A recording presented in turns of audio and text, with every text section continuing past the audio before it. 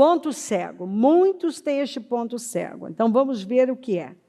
Desde aquele momento, Jesus começou a explicar aos seus discípulos que era necessário que ele fosse para Jerusalém e sofresse muitas coisas nas mãos dos líderes religiosos, dos chefes dos sacerdotes, dos mestres da lei, e fosse morto e ressuscitasse no terceiro dia. Olha só, já vinha falando há muito tempo. Então Pedro, chamando-o à parte, vamos para uma conversa de gabinete, Jesus, começou a repreendê-lo, dizendo: nunca, nunca, Senhor, isso nunca te acontecerá. Jesus virou-se e disse a Pedro: para trás de mim, Satanás, você é uma pedra de tropeço para mim. Não pensa nas coisas de Deus, mas nas coisas dos homens. Então Jesus disse aos seus discípulos: se alguém quiser acompanhar-me, negue-se a si mesmo, tome a sua cruz e siga-me. Pois quem quiser salvar a sua vida, perderá. Mas quem perder a vida por minha causa, a encontrará.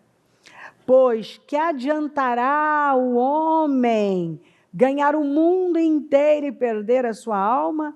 Ou o que o homem poderá dar em troca de sua alma? No 22, na Almeida fala: e Pedro, tomando-o à parte, começou a repreendê-lo, dizendo: Senhor, tem compaixão de ti. De modo nenhum te acontecerá. O capítulo 16 de Mateus é um divisor de águas para a inauguração da igreja. Lembra que Jesus pergunta: quem todos dizem que eu sou? E aí fala que João Batista, Jeremias, Elias. E Pedro levanta e fala: tu és o Cristo, o Filho do Deus vivo. E então Jesus fala: olha, Pedro, incrível, porque essa revelação não foi dada por homens, mas pelo meu Pai. E aí ele fala que a igreja ia ser levantada sobre essa pedra. Ele muda o nome de Pedro, né? De Simão para Pedro. Simão, o instável; Pedro, a rocha. E ele fala sobre essa pedra, mas ele está falando dele, não de Pedro, sobre essa pedra, sobre essa revelação. Eu vou levantar a minha igreja e as portas do inferno não prevalecerão contra ela. Então Jesus censura a doutrina dos fariseus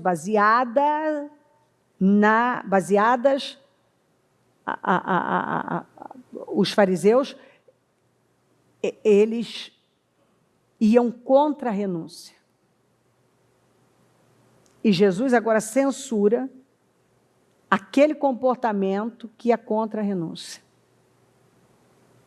Uma doutrina que é contra a renúncia, falta de renúncia. Ele deixou claro que o amor ao poder e a reputação se desencontram da presença divina. Então, se você tiver amor ao poder e a sua reputação, o que os outros vão pensar, vão dizer, você está desalinhado de Deus. Jesus falou sobre o fermento dos fariseus e se revelou a eles, aos discípulos. Ele perguntou: então, quem dizem que eu sou? Bom, daí veio essa revelação. Foi uma grande revelação. Agora nós vemos Pedro, pouco tempo depois, repreendendo Jesus. Jesus tinha ensinado tudo isso. Agora ele está repreendendo Jesus. O senhor não pode fazer isso. Quando Jesus fala tudo que ele vai passar, ele fica meio que escandalizado. Que absurdo. O senhor não pode passar por isso. Então ele deu um show de ignorância espiritual. O Pedro, logo depois de dar um show de revelação. Ele dá um show de ignorância espiritual. emprestando os seus sentidos e a sua influência a Satanás. Meus queridos, muitas conjecturas satânicas se escondem atrás de bons pensamentos. Jesus associou o raciocínio aparentemente piedoso de Pedro a uma ardilosidade de Satanás. Foi uma astúcia para tentá-lo desviar do propósito. O triunfo do reino de Deus demanda a redenção, e não existe redenção sem sacrifício. Essa visão religiosa de muita gente está totalmente equivocada. E Jesus trabalhou para colocar isso não apenas na cabeça deles, mas no espírito dos discípulos. Eles tinham que entender sobre isso. O que muita gente tem dificuldade de entender, que é uma continuação, acredito, dessa primeira palavra. Tem gente que se escandaliza com o problema, tem medo de problema, tem medo de batalhas. Quando é testado, o que sai dele é o pior. Mas não vai sair nada de nós diferente do que está lá. É assim que Deus descobre quem somos. A verdade é que, olha só, deixa eu te falar, como que alguns escorregaram feio? Quantas vezes o senhor falou o ano passado e esse ano? Você nem vai lembrar, nem eu mais. Deuteronômio 8. Eu estou ouvindo, vixe, né? Então, pois é. Onde é que nós estávamos quando o Senhor estava dizendo que ia nos testar para saber o que estava dentro de nós para depois nos levar para a nossa terra? Onde nós estávamos?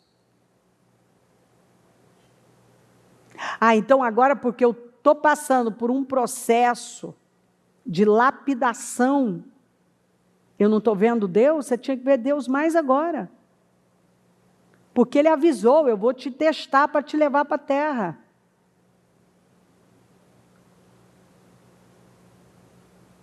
E Ele estava falando do que Ele ia passar, e Pedro, peraí, né? Talvez até com aquele pensamento, não, o senhor não pode não, porque se isso acontecer, vai sobrar para mim, né? Que absurdo, tem compaixão de ti. Você vê, olha que conjectura satânica atrás de um bom pensamento. Tenha misericórdia, tenha compaixão de ti, Senhor.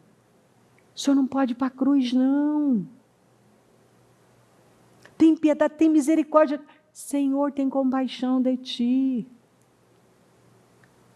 Olha que ignorância espiritual. Deus não me chamou para eu ter compaixão de mim. Deus me chamou para eu enfrentar os desafios com coragem. E entender que depois o choro pode durar uma noite, mas a alegria vem ao amanhecer. Depois do choro vem o riso, vem a alegria. Depois da dor vem o triunfo. Depois da cruz vem a ressurreição. Todos nós passamos por momentos difíceis, às vezes até momentaneamente desesperadores. Mas onde está a nossa fé? Esse é um ensino difícil de aprender para muita gente, principalmente na cultura de hoje, essa cultura hedonista, prazer, vitimista, coitadinho dele, dela. É um ensino difícil de aprender e entender. É um ponto cego para a maioria dos cristãos.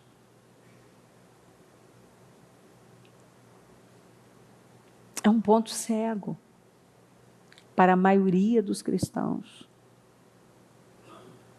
E o que é pior, alguns estão agindo assim e já estão criando os filhos dentro dessa cultura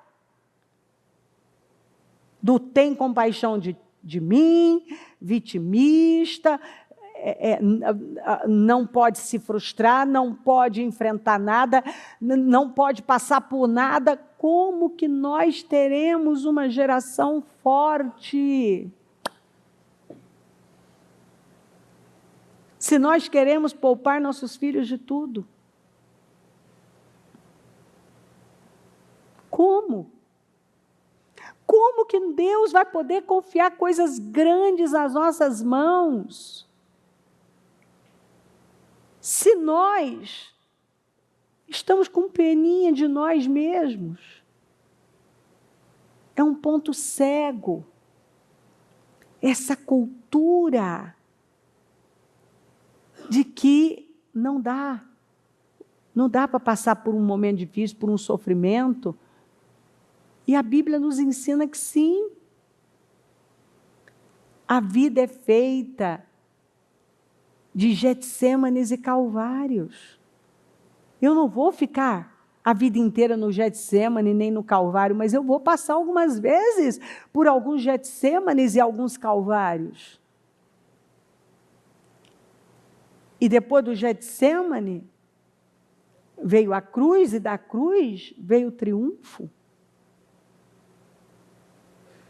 Há momentos difíceis. E será que nós vamos passar a nossa vida com esse ponto cego? A resistência dos discípulos foi tão grande, a agenda do sacrifício, que Pedro chegou a repreender Jesus. A argumentação de Pedro foi tão humanista. Tem compaixão de ti. Você não pode passar por isso. Ela foi tão humanista quanto agressiva à vontade de Deus. Porque isso é uma agressão à vontade de Deus. Eu não seria a pessoa que eu sou sem os enfrentamentos que eu já tive na vida. E tenho. Eu nem teria aceitado o chamado de Deus para mim se eu não tivesse passado por aquele hospital.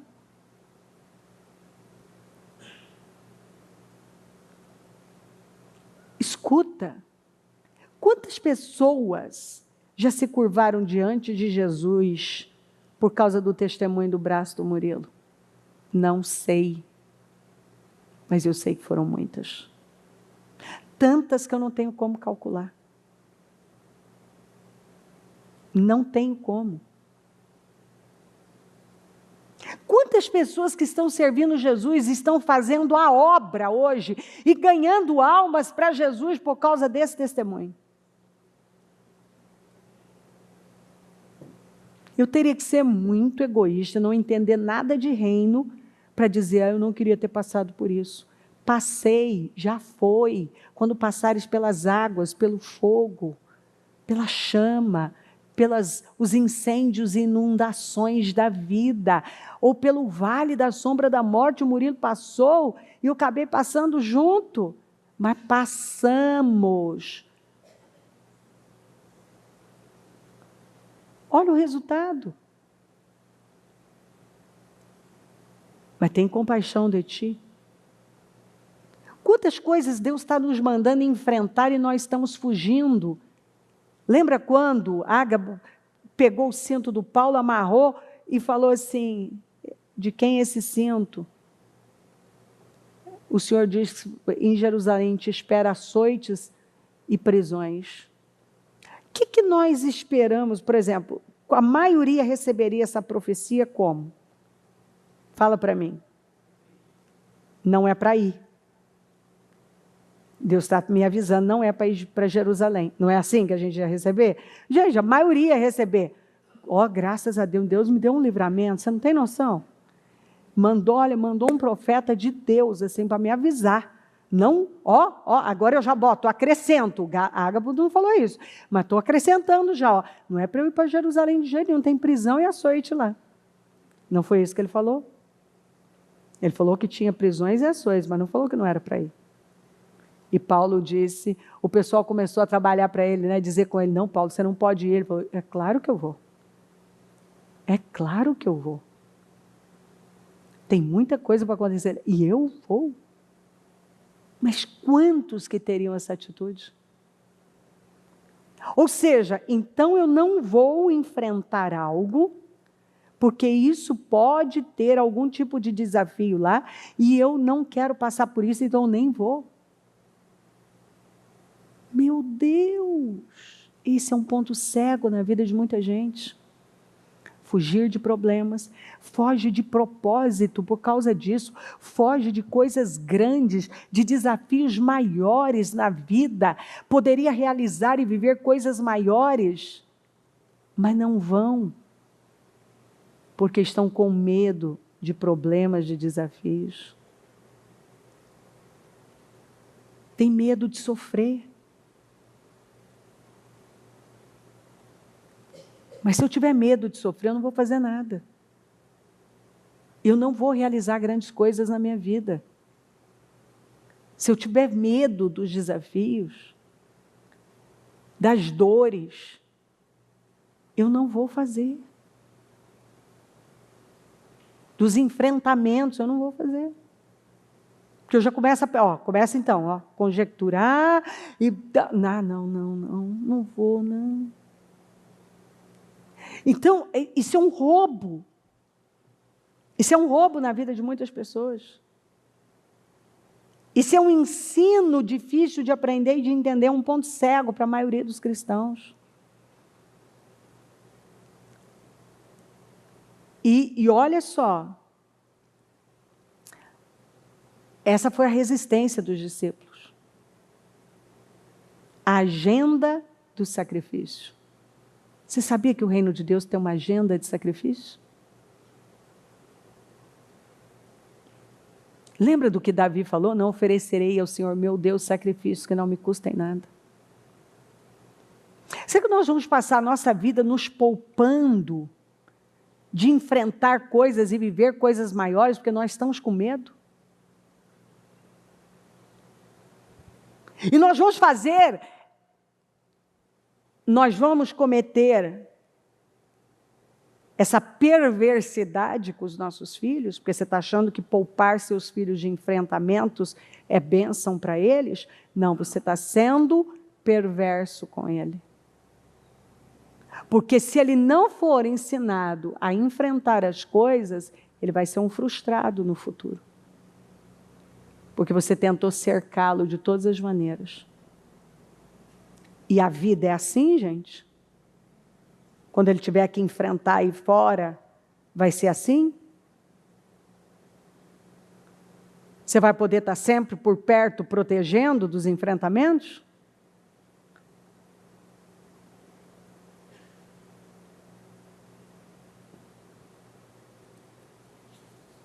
Quando Pedro tenta vitimizar Jesus, levando-o a ter dó de si mesmo, com argumento para impedi-lo daquele momento sacrificial de obediência, Jesus discerniu. O que Jesus discerniu, queridos?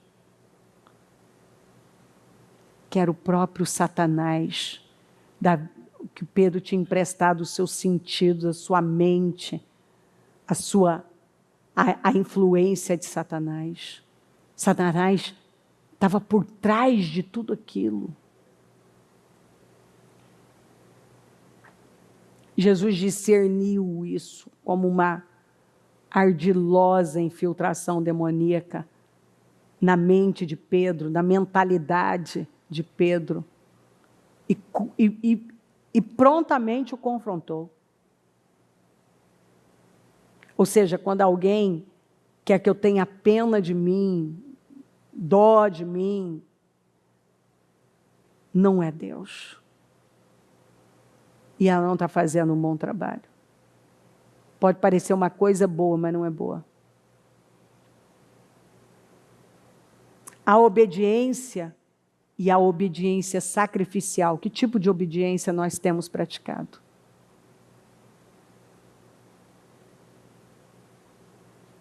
Não se escandalize com os calvários da vida. Não permita que uma vida sacrificial seja um ponto cego na sua vida e no seu ministério.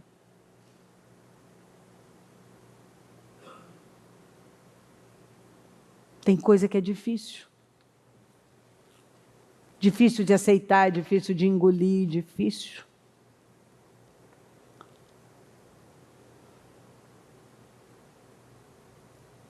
Mas o reino de Deus tem uma agenda de sacrifício. E se um crente não estiver disposto a abraçar a agenda de sacrifícios que a palavra de Deus nos apresenta, que uma vida com Deus vai nos apresentar, Deus não pode contar conosco. E a pergunta para você, será que Deus pode contar com você? Será que Deus vai poder contar com você?